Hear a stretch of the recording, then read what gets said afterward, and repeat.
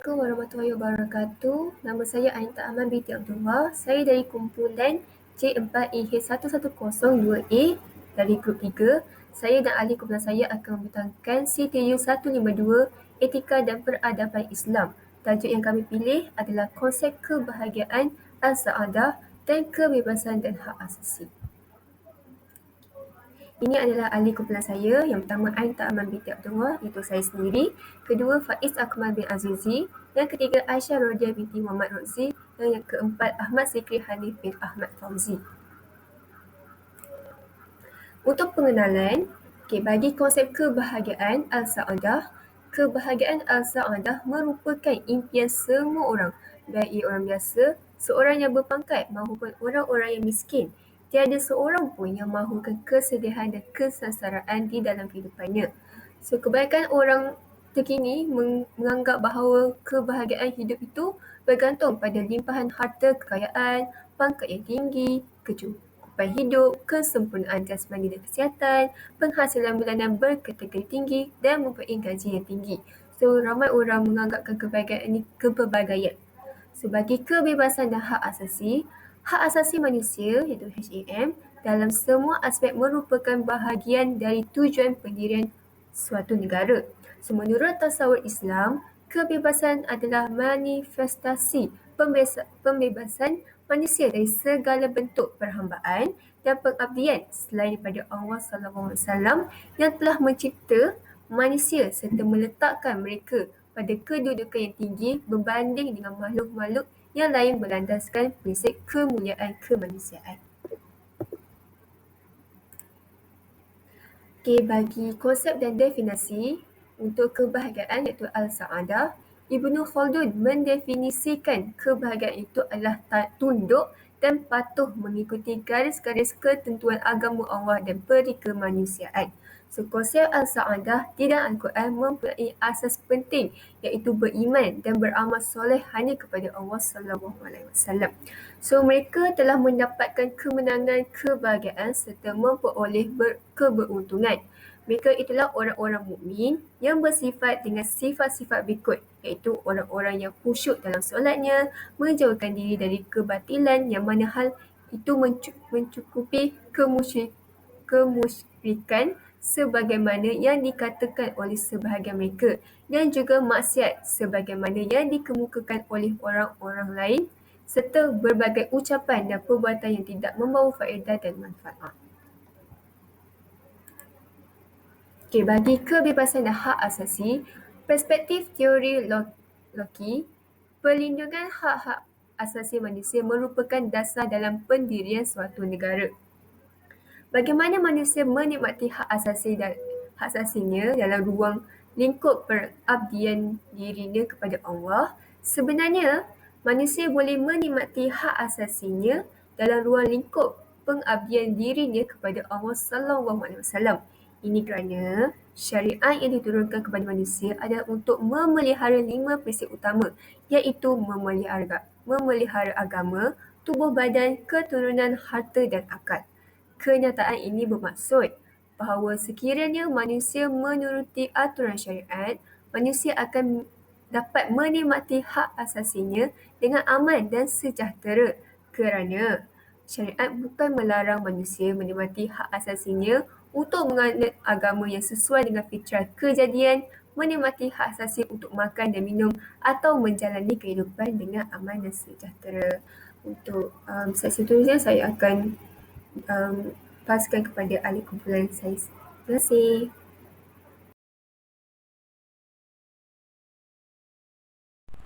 Assalamualaikum warahmatullahi wabarakatuh. Saya Faiz Akmal bin Azizi daripada kumpulan 3 akan menerangkan berkaitan masalah dan juga kes yang pernah berlaku berkaitan kebahagiaan, kebebasan dan hak asasi.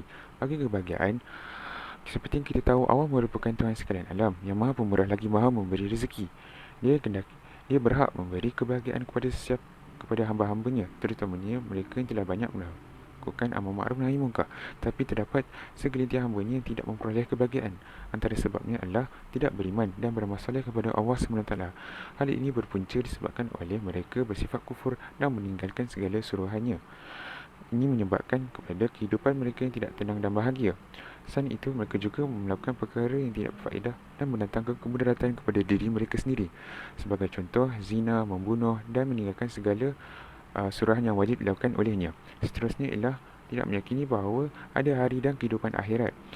Hal ini berlaku kerana terdapat hamba-hamba Allah yang tidak meyakini akan kehidupan selepas akhirat, walaupun ia merupakan salah satu daripada rukun iman yang wajib kita percayai. Hal ini berpunca daripada lemahnya iman dalam diri dan juga sifat sombong dan juga tamak yang hanya mengejar harta dunia semata-mata. Seterusnya adalah ketaatan kepada Allah Subhanahu Wa Taala.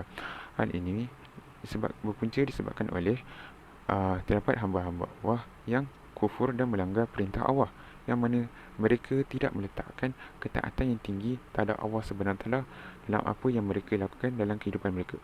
Seterusnya ialah kes yang pernah berlaku bagi kebahagiaan. Yang pertama ialah tekanan di tempat kerja. Hal ini berpunca daripada masalah persekitaran dan juga kesihatan.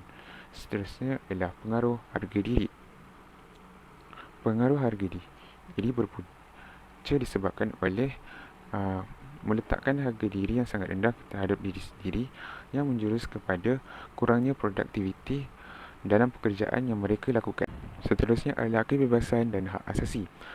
Bagi masalah yang pertama adalah kepentingan persekitaran Islamiah. Isu ini memfokuskan kepada kedudukan manusia yang lebih tinggi dan lebih berkuasa diangkat kejayaan mereka, seolah-olah kejayaan dalam hidup mereka boleh dicapai tanpa kefahaman yang mendalam tentang nilai agama dalam diri mereka. Seterusnya ialah kehilangan sifat syukur melahirkan tuntutan yang keterlaluan. Sifat syukur merupakan satu kebaikan yang perlu ada dalam diri manusia. Kehilangan sifat syukur menyebabkan manusia bersifat tamak dan juga lalai. Seterusnya ialah kes-kes berkaitan kebebasan dan hak asasi. Antaranya adalah pertukaran agama dan LGBT. Kedua-dua isu ini merupakan isu yang pernah berlaku di Malaysia, dan terdapat badan-badan tertentu yang telah berusaha dalam menangani masalah ini daripada tahun ke tahun, daripada terus meningkat. Itu sahaja daripada saya. Terima kasih.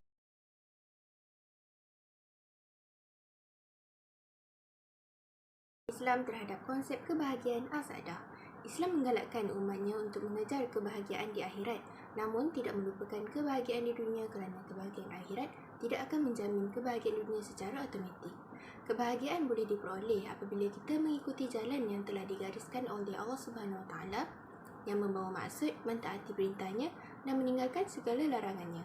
Selain itu, kebahagiaan juga boleh diperoleh dengan berjuang di jalan Allah dengan menegakkan kebenaran Islam. Hal ini termasuklah tugas kita di muka bumi ini sebagai khalifah dalam memakmurkan kehidupan dan menjaga kesejahteraan sesama manusia. Di samping itu, sebagai seorang hamba, kita perlu sentiasa berdoa kepada Allah agar digunakan kebahagiaan dan dapat merasai kemanisan iman. Sekiranya kita menginginkan sesuatu, berdoa adalah cara yang terbaik kerana ia dapat mendekatkan diri kita kepada Allah selain dapat memberi ketenangan di dalam hati. Gimana mampu melahirkan kebahagiaan kerana tiada kebahagiaan tanpa ketenangan dan tiada ketenangan tanpa iman. Seterusnya, pendekatan Islam dalam konsep kebebasan dan hak asasi.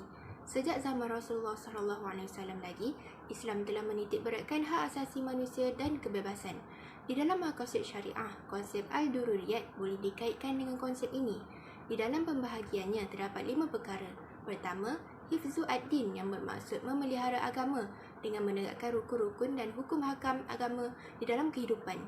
Islam menuntut agar kezaliman, dosa dan kerosakan ditentang sama ada di kalangan orang Islam maupun bukan Islam. Namun, tiada paksaan agama Islam ke atas pemegang agama lain bagi menjamin kebebasan mereka mengamalkan agama mereka. Kedua, hifzu an-naf wal-ir yang bermaksud memelihara nyawa atau memberi jaminan hak ke atas setiap nyawa manusia. Islam memerintahkan manusia untuk menjaga kesihatan jiwa dan tubuh badan, yang antaranya memerintahkan manusia untuk makan dan minum dari sumber yang halal dan bersih dan mengelakkan diri dan melakukan perkara yang boleh memberi kesan buruk kepada diri. Seterusnya, hifzu al-aql yang bermaksud memelihara akal atau memberi jaminan kebebasan bersuara. Islam memerintahkan manusia untuk menjaga kesihatan akal dengan cara berfikir, membuat penyelidikan, menuntut ilmu dan sebagainya. Keempat, hifzu an-nafs yang bermaksud memelihara keturunan atau memberi jaminan ke atas kehidupan peribadi setiap individu. termasuklah memelihara maruah.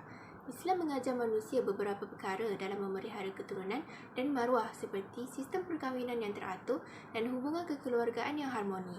Akhir sekali, hifzu al-mal yang bermaksud memelihara harta benda atau memberi jaminan atas pemilikan harta dan bentuk pemilikan lain yang sah di sisi undang-undang. Bagi memelihara keperluan manusia terhadap hak ini, Islam mengajar manusia supaya bekerja dalam mencari harta yang halal dan menjaga kesihatan diri. Assalamualaikum warahmatullahi wabarakatuh dan selamat pagi untuk semua penonton-penonton untuk video ni. Nama saya Ahmad Zikranif bin Ahmad Fauzi, 2020893 dari kumpulan 3, dan pada video ini saya ingin menyatakan tentang hikmah solusi masalah melalui perspektif Islam dalam konsep kebahagiaan, al-sa'adah dan kebebasan dan hak asasi manusia. Untuk konsep kebahagiaan al-sa'adah, hikmahnya ialah 1. Umat Islam dapat mencari kebahagiaan dengan bersyukur atas segala nikmat yang diberikan oleh Allah SWT. Yang kedua, manusia yang bersyukur dapat diberi kenikmatan hidup yang baik dan dapat menunaikan ibadah dengan mudah agar dapat mendekatkan diri dengan Allah SWT. Dengan ini mereka dapat kebahagiaan yang sebenar dan hidup mereka akan tenteram. Ketiga, dengan mengetahui erti kebahagiaan dengan melakukan segala tuntutan dan ibadah Islam, manusia dapat mencari ketenangan dalam jiwa dan minda mereka melalui pertolongan Allah SWT supaya kehidupan mereka bebas dari segala perbuatan buruk yang dapat merosakkan kebahagiaan masyarakat. Manakala, kebebasan dan hak asasi manusia pula, hikmahnya ialah umat Islam dapat bersatu padu menegakkan tamadun Islam agar generasi muda pada masa hadapan dapat diberi kebebasan untuk memberi sumbangan dari segi fizikal dan mental pada masa hadapan. Kedua, hak umat Islam dapat terjamin supaya agama Islam tidak akan ditindas oleh sekularisme dan penyebaran agama barat dapat menghalang masyarakat Islam untuk menunaikan ibadah Islam. Dengan kerjasama menghayati kebebasan dan hak asasi manusia, umat Islam dapat menyuarakan pendapat mereka dan bersifat terbuka dalam penyebaran ilmu mereka supaya mereka disayangi dan dipandang tinggi oleh seluruh masyarakat yang lain di dunia ini.